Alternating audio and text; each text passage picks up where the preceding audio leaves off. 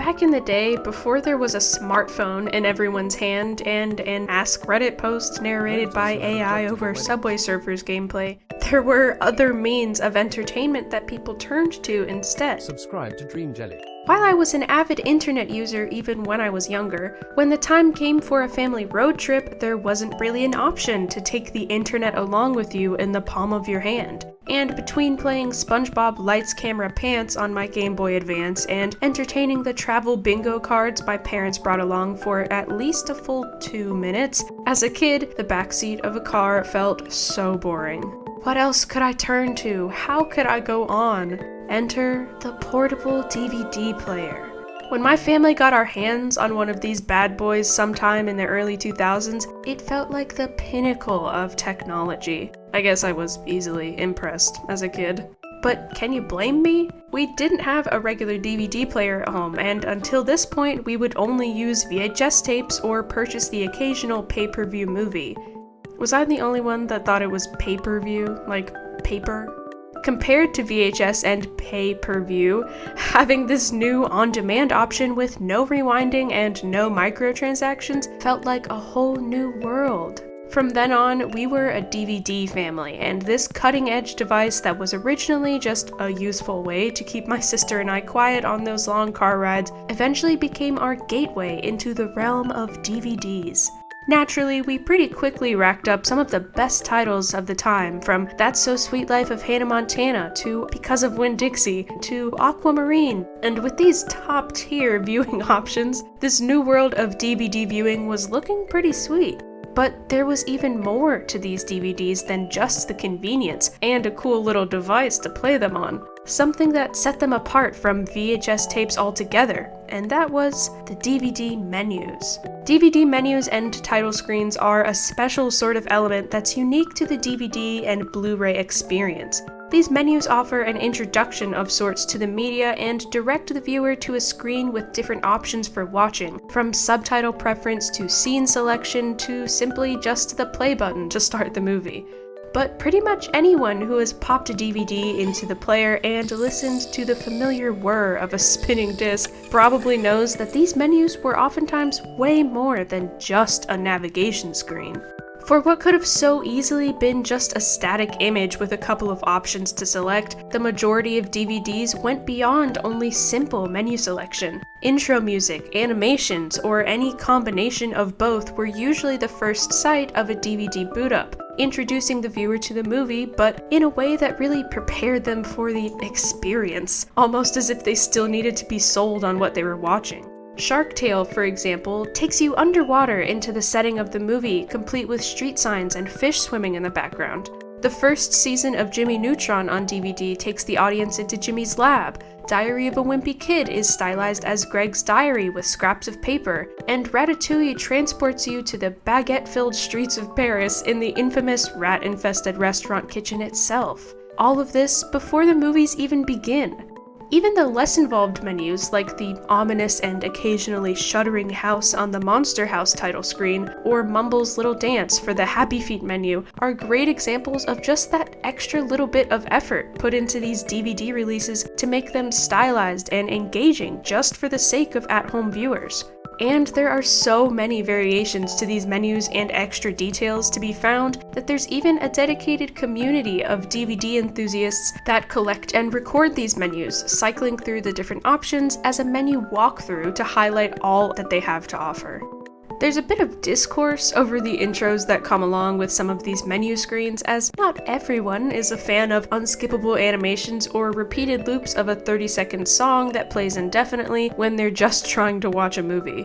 I can understand the sentiment behind these complaints, having been a victim myself of a never-ending 30-second music loop when everyone fell asleep at a sleepover after watching Twilight in 2008, and I was the only one left wide awake and listening to the dramatic vampire music into the late hours of the night. But even though the memory of trying to sleep through this music while an Edward PNG runs real fast after Bella, I still think that these menus are way more fun than anything, and as long as the only person with the remote doesn't fall asleep and you don't know how to work the TV on your own because you're only 9 and at someone else's house and you're scared, I feel like the indefinite loops really aren't that big of a deal. What's arguably even more memorable than just these menus themselves though, even the ones that are burned into your brain after playing for hours on end, are the bonus features that the menus provide navigation to.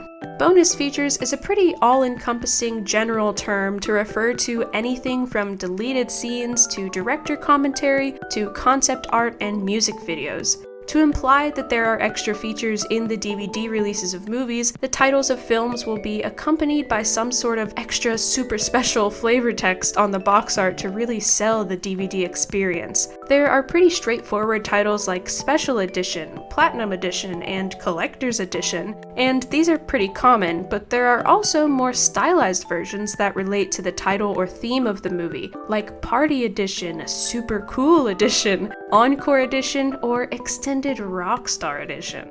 As far as I can tell though, unless these edition titles are more specific like widescreen or the classic extended, they all pretty much entail the same thing. Likely some bonus features like director's commentary and maybe a few deleted scenes if you're lucky. Don't get me wrong though, even though these bonus features sometimes seemed a little overhyped, I was still very entranced by them. Mainly because the internet wasn't quite as big on DVD walkthroughs back in the day, so these exclusive features for the most part really were exclusive, and it felt like only you had access to these special and important little bits of information, just for being a member of the exclusive DVD club. I still remember the pure amazement I felt upon discovering the deleted song and scene of Huma Huma, I'm not saying the full name, from High School Musical 2 that was included in the extended edition DVD. It seemed like I was discovering a deep and treasured secret that only I could be trusted to know about, and I now had a leg up on High School Musical knowledge to use to my advantage back on the playground at school.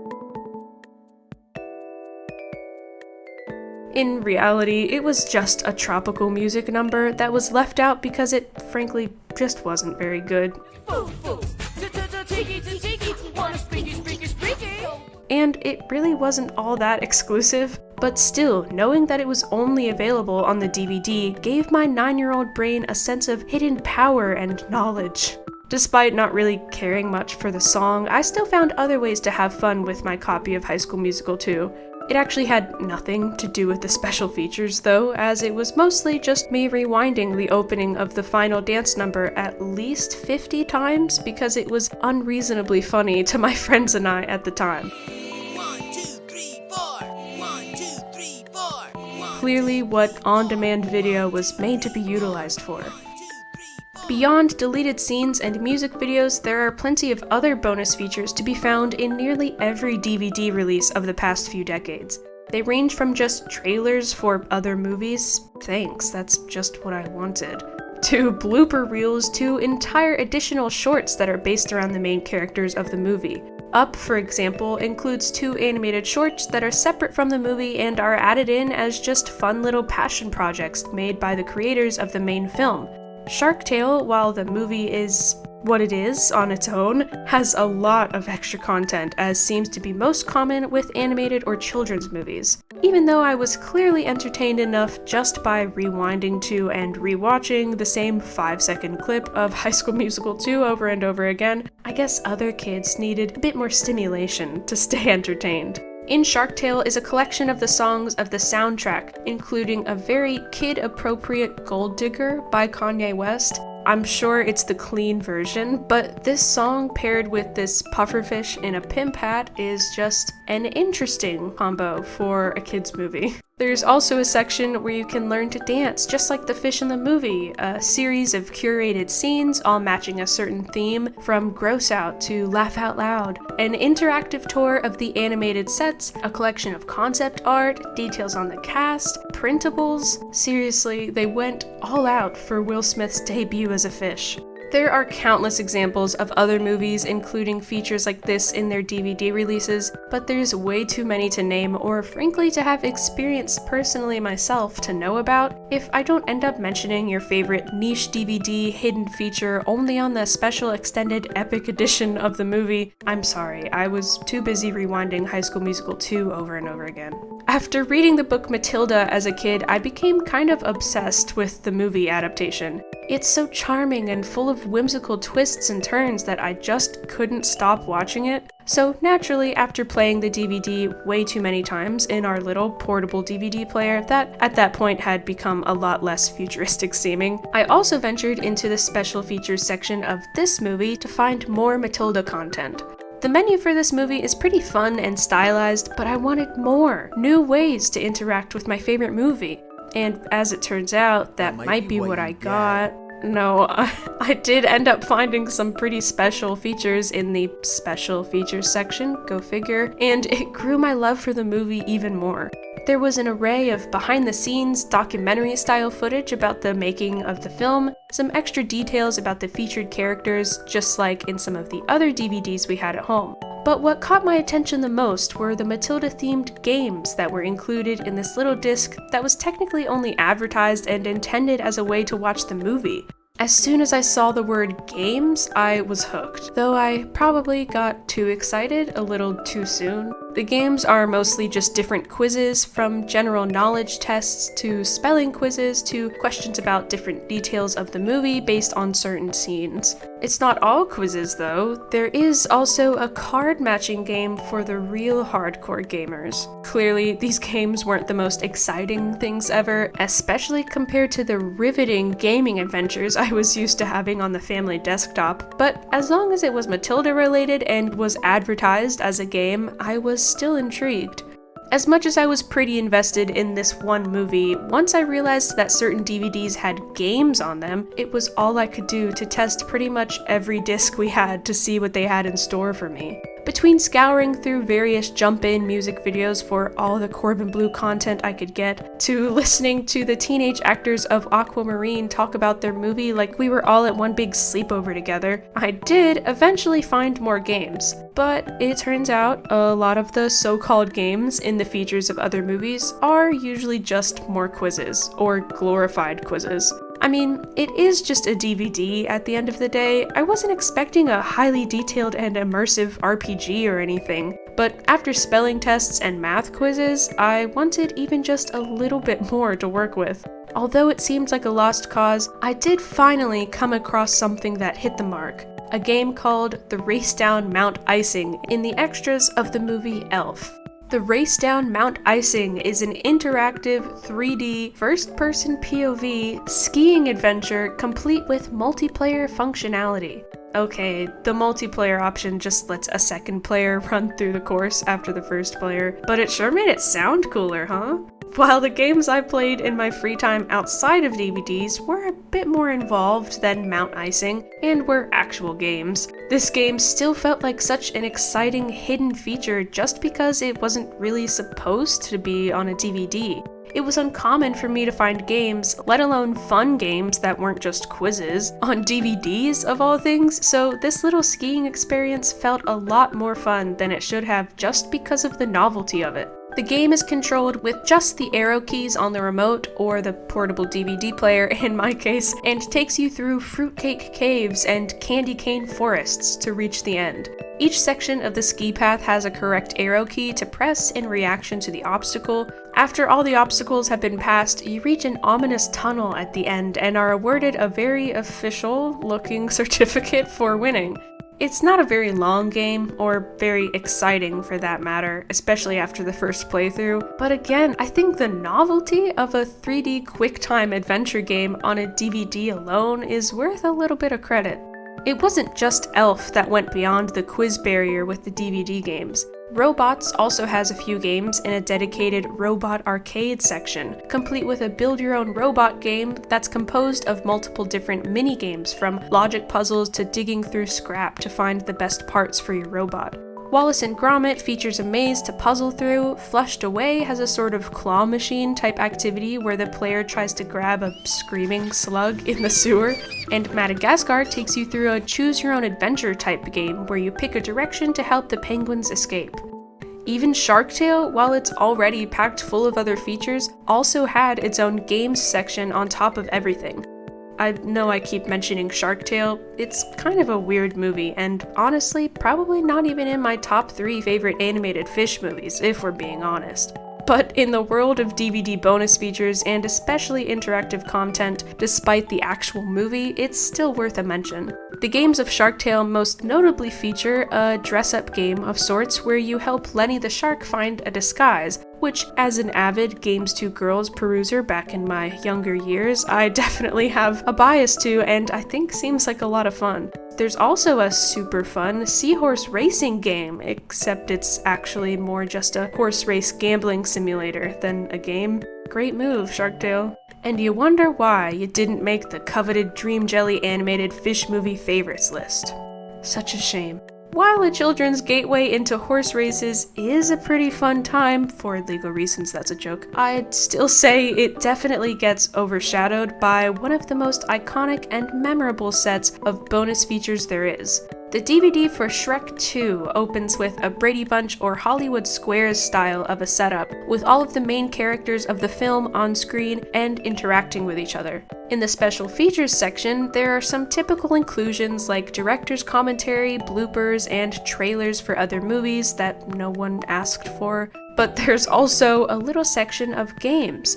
While these games are no race down Mount Icing, and of course still include another trivia quiz that's disguised as an adventure to save Fiona from Prince Charming, these all pale in comparison to Far, Far Away Idol. Far, Far Away Idol is a Shrek-themed parody of American Idol that features the infamous music producer judge Simon Cowell. It originally played at the end of the movie, but of course has its own option for selection in the special features section for your viewing pleasure. While American Idol might not be quite as culturally relevant today as it once was, back in 2005 when this movie came out, it made sense to make a little homage to this show that was really starting to pop off. Did I use that term right? I'm so hip and trendy. The main characters all sing a little number as their entry into the singing competition, and Simon Cowell himself even cameos as a voice actor for a Shrekified version of himself that judges the contestants as they compete. The viewer can then vote for the contestant of their choice using the remote at the end of all of their performances, with each having their own clip portraying their winning scenario at the end, though Simon Cowell does take over the contestant's win if Shrek, Fiona, Donkey, or Puss in Boots isn't the one that was selected. While this isn't the first or only animated segment to be included as a bonus feature, this little interactive series is arguably one of the most memorable and just plain fun features to be found in a DVD. It's so memorable that the most popular, admittedly low quality, rip of it on YouTube has 2.5 million views, which I think speaks to its popularity and place in pop culture. There are a couple of musical montages and singing numbers in the main movie of Shrek 2, but fully combining American Idol with Shrek of all things made for such a culturally relevant combination that it really resonated with the audience of this DVD, with versions airing on cable TV and online to make for an actual voting-based competition. Doris won in the end, if you were all wondering, and I think she really deserved her girl boss moment in the limelight. But unfortunately for Doris, and for all of the other characters involved in these DVD games and the menus and features overall, DVDs are sadly on the decline. As of 2020, DVD sales have dropped 86% since the peak of their popularity in 2005. Streaming services have largely taken over the video market, which is a little disappointing to view the decline of an era. I mean, Netflix itself, the pioneer of streaming services, even started as a DVD mailing service. Don't think that I forgot. And not only that, but many DVDs and Blu-rays that are still being produced are oftentimes really lacking in either the creativity of the menu screens, special features, or both. I get that a lot of examples I covered mostly come from children's movies, which tend to be a little over the top sometimes, but even some of the more recently released films made for kids just don't have the same creativity and passion put into the DVD features of their releases. Where's the fully animated intros? Where's the daring Mount Icing skiing adventure? Where's the pufferfish wearing a pimp hat offering me a fine selection of early 2000s tunes? I guess it just really is the end of an era. Fortunately though, according to the Optical Storage Technology Association, an oddly specific organization for maintaining optical data and records, DVDs are sure to last you at least 30 years and up to around 100 years at best. It's kind of a strangely large range to work with, but at the very least, all the weird DVD games, High School Musical 2 music videos, and Twilight intro tracks that will never leave my brain should still be accessible for the time being, and at least the foreseeable future. And even when DVDs do eventually become obsolete, I'm sure we'll still all be singing along to Far, Far Away Idol in our hearts.